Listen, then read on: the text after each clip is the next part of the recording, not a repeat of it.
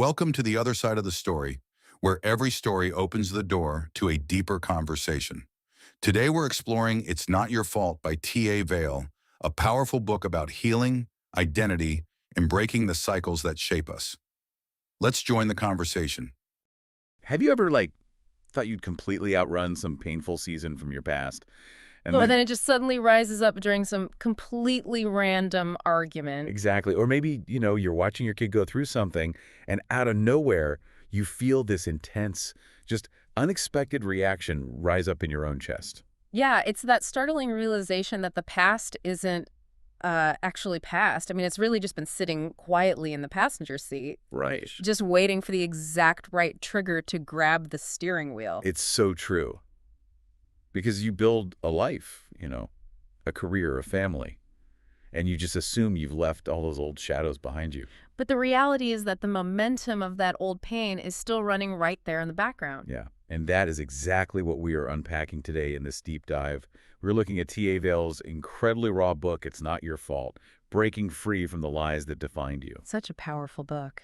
It really is. We're exploring what Vale calls the long tail of trauma.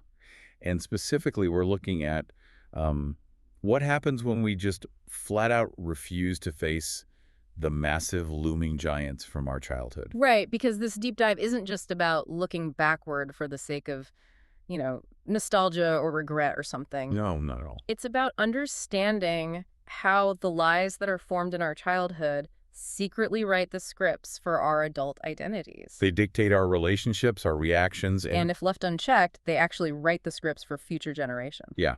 So let's just jump right into the origin of Vale's specific lie, like the moment the giant first cast its shadow. Good place to start.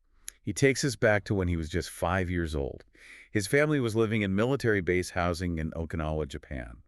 And behind their neighborhood, there was this mountain filled with old World War II bunkers. Which, I mean, that looks like an absolute dream playground to a kid, right? Oh, completely. But obviously it carries immense danger. Right. So one day, while he's exploring, an older boy approaches 5-year-old Vale. And Vale remembers this with, cinematic clarity. He says the boy had blonde hair, blue eyes, and was wearing blue Converse shoes. Wow, those specific details just stick with you. They really do. So this older boy lures Vale deep into the woods, separates him from his brothers, and essentially holds him hostage. A literal hostage situation. Yeah. And when the neighborhood search party, which, includes Vale's absolutely terrified family, when they get close, the older boy covers Vale's mouth. Oh, man. And he whispers that if he makes a single sound, he will kill him. I mean, the pure terror of a 5-year-old in that moment is almost unimaginable. It's heartbreaking. His nervous system is completely overwhelmed. He's just frozen. Right. But eventually, the older boy just lets him go. So Vale walks out of the woods. He's crying. He's completely confused. He sees his parents. And naturally, as a little kid, you expect comfort in that moment. Exactly. You expect your dad to sweep you up and, tell you you're safe now. But instead, his father grabs him by the arm, drags him home, and spanks him with this wooden apple-shaped cutting board. And he actually doesn't stop until the cutting board physically breaks and Vale's mother has to step in. What's fascinating here is, if we look closely at the psychological disconnect, it's just profound. Because as adults, we can look at that father's reaction and recognize it for what it is, right? A man who'd spent hours believing his son might be dead. Exactly. He was experiencing profound, just overwhelming fear. Yeah. But because he didn't have the emotional tools to process that terror, it expressed itself as physical violence and anger. Okay, let's unpack this for a second. I want to look at the mechanics of what happened in that child's brain. Because a 5-year-old cannot comprehend that, right? No, not at all. They can't understand the complex emotion of a father's profound fear masquerading as anger. I imagine it's like putting on a pair of prescription glasses with the wrong lenses. Oh, that's a great analogy. Right. From that day forward, every single thing you look at is distorted. You think you're seeing the world clearly, but the lens itself is warped. It's like a programmer writing a faulty line of foundational code into a software program. Yeah, you might not see the bug immediately. Exactly, but eventually, everything built on top of it is going to glitch. A warped lens or a glitch, it's the perfect way to understand that cognitive shift. The child's mind has to simplify the trauma just to make sense of the world. So how did his brain simplify it? Well, Vale's young brain processed the sequence of events like this I was scared, I was found, and then I was brutally punished. Right. And so the conclusion settled deep into his heart, creating this defining lie. And the lie was, something bad happened to me, therefore it must be my fault. Wow. Yeah, it creates a false sense of control. If it's my fault, the brain reasons, then maybe I can prevent it from happening again by being better or faster or just quieter. But wait, how does a single terrifying moment like that manage to hide in the background of someone's life for literally decades without them noticing the glitch? I mean, if you put on warped glasses, you notice immediately that your vision is blurry. Why doesn't the adult realize the lens is distorted? Because the lie hides by disguising itself as personality. Oh, wow. Disguising itself as personality. Yeah. There is a massive difference between someone who experiences pain and someone who becomes their pain. Right. You don't wake up one day and decide, hey, I'm going to build my entire adult identity around this childhood wound. Nobody does that on purpose. Exactly. It happens through these really subtle daily adjustments. You figure out ways to keep that wound from ever being touched again. Mm-hmm. And those defensive adjustments, repeated over years and years, eventually harden into who you appear to be. So the pain basically morphs into coping mechanisms. Exactly. And in Vale's case, he talks about his specific escapes.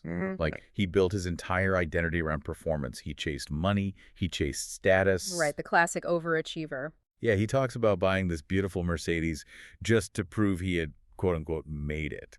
But the poignant part is, that car just sits in his garage today. Yeah, because it didn't fix the internal distortion at all. Yeah. And when the performance wasn't enough to quiet that feeling of not being enough, he turned to alcohol. And Vale is very careful to clarify here that the drinking wasn't really about the alcohol itself. No? It was about securing maybe 30 minutes to 2 hours where the crushing weight of his life finally went quiet. Right, it turned the volume down. Exactly. It turned the volume down on the guilt, the anxiety, the sense of failing in his relationships. But the thing is, that quiet is just an illusion. You're basically just hitting the mute button on a movie that's still playing in the background. Precisely. Because, as he says, relief is borrowed from dinero. Everything that went quiet comes back much louder the next morning. Yeah. Every escape behavior you use, whether that's drinking, overworking, endless scrolling on your phone. Or even obsessively fixing other people's problems so you don't have to look at your own. Yes. All of it is just a flashing signal pointing directly to an unaddressed reality. Sobriety and honesty are two completely different things. That's a huge point. You can stop the behavior, right? You can stop drinking or overeating. Right. But without addressing the underlying wound, you will inevitably just find a new escape. Okay, I have to push back here on behalf of the listener for a second. Sure. I imagine someone listening might say, well, my coping mechanism is my intense ambition. I built a great, highly successful career out of my fear of not being enough. Is that really so dangerous if the outcome looks, productive and socially acceptable? That's a fair question. But yes, it is dangerous. Because unfaced giants do not stay in your lane. They don't stay at the office. Exactly. A giant is any unaddressed wound or pattern. And if you refuse to process it, it doesn't just sit there quietly. It demands to be fed. Right. And eventually, it moves down the family line to your children or your spouse. A successful career built on terror might look great on a resume, but it destroys the inner life of the person living it. And the people living with them. Which is exactly what happened when Vale took that same performance mindset home to his first marriage. Yeah, that was a tough realization for him. He had this deep conviction that he was not going to repeat his father's angry, violent behaviors. Yeah. And, he didn't hit his kids, he didn't rage, but he passed down an adjacent wound, which was emotional unavailability. Because silence is a teaching, right? Yes. The silence he learned as a survival tactic in those woods and in his childhood home became the silence he brought right into his adult relationships. Mm-hmm. His ex-wife experienced him as physically present, sure, but emotionally he was just managing everything. He was just performing the role of a husband. And if we connect this to the bigger picture of family dynamics, children are essentially emotional barometers. Oh, completely. Long before they have the vocabulary to explain it, they are reading the room, they pick up on microexpressions. If a parent flinches at conflict or carries this unspoken heavy tension into a room, the child learns that hard emotions are dangerous. Yeah, you can try incredibly hard not to repeat what was done to you. But if you are just managing your damage rather than healing it, your children will absolutely absorb the emotional subtext. It's basically emotional secondhand smoke. Oh, that's such a good way to put it. You might not be intentionally handing your child your anxiety, but if you're carrying it in the house, they're still breathing it in. They really are. They don't know why they feel anxious. They just know the air in the house feels heavy. Right. And Vale makes this incredibly powerful statement here. He says breaking the cycle doesn't require a perfect parent. Thank goodness. Right. It just requires an honest one. A parent who can look at their child and say, I was wrong, or I am struggling right now, and it's not your fault. That kind of honesty is profound. A child who watches their parent face something difficult, own their mistakes, and come out the other side, they learn that hard things are survivable. Yes. That is the inheritance that breaks the cycle. Not the absence of struggle, but the presence of someone actively feeling it. So what does it actually take to stop managing the damage and finally confront these giants? Because for Vale, it took a massive collision. And a total collapse. Yeah, it took losing everything he thought defined him. He recounts this devastatingly clarifying conversation he had with his second ex-wife. They were sitting there, and she just looked at him and said, if you hadn't lost all the money, we'd still be together. Just brutal honesty. Brutal. But Vale didn't get angry. He simply replied, thank you. Wow. Why did he say thank you? Because in that exact moment, he realized his lifelong secret belief was actually true. His value was entirely tied to his ability to provide and succeed. He was asking his bank account and his accomplishments to answer the question, am I enough? Exactly. If he was producing, he mattered. If he lost it, he was nothing. But as he points out, success is just a terrible identity. When the noise stopped and he was finally alone, he realized he wasn't chasing success. He was chasing significance. He was trying to prove he had value to cover up that childhood wound. Yeah. It's one thing to realize success is a terrible identity, Right. and that your foundation is totally flawed. But, how exactly do you build a real one? It's tough. Right, because you can't just delete a decades-old belief system without installing a new one. Nature abhors a vacuum. This is where Vale's journey shifts from, just psychological insight to a deeply spiritual framework. He realized he couldn't fix his identity with his own tools. He had to find it in Christ. And part of that spiritual mechanism involved basically redefining the villain of his story. Yes. He shares this really poignant story about his father on his deathbed. His father is confined to a wheelchair.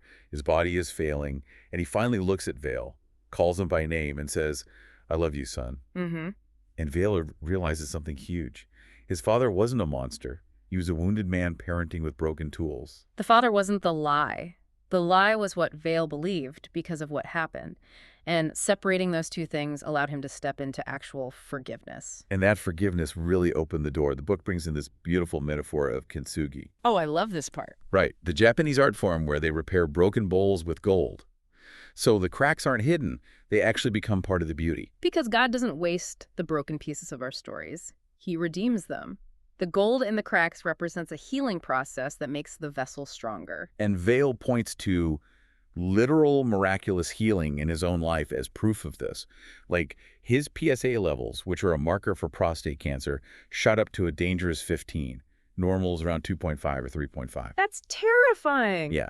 But instead of managing it alone like he usually would, he leaned into his faith community, he asked for prayer, and within 1 week his levels dropped to a normal 3.5. For him, that was God meeting him precisely when he stopped managing everything alone. Here's where it gets really interesting, though. Vale doesn't portray this healing as some magic spell that fixes everything overnight. No, it's a daily, gritty decision. Exactly. It's whispering the name Jesus when the old lies knock on the door. He points to Romans 12.2, renewing the mind to choose God's truth over the childhood lie, day after day. Actively choosing, in real time, to remember who he belongs to now. So, bringing all of this back to you, the listener, the profound hope of this deep dive is that no matter what chapters of your life look like, or what you've inadvertently passed down without meaning to, The cycle can end with you. yes, the momentum of decades of trauma can be interrupted by one person deciding to stop, look, and be honest. Your identity is not found in your wounds, and it's not found in your ability to be perfect. Healing is just becoming who God created you to be before the lie ever showed up. So think about the behaviors you use to turn down the volume on reality. If those escape behaviors are actually a signal pointing toward an unaddressed giant in your life, what would happen to your future and the generation coming after you if you finally offer that giant a seat at the table, asked for its name, and brought it into the light?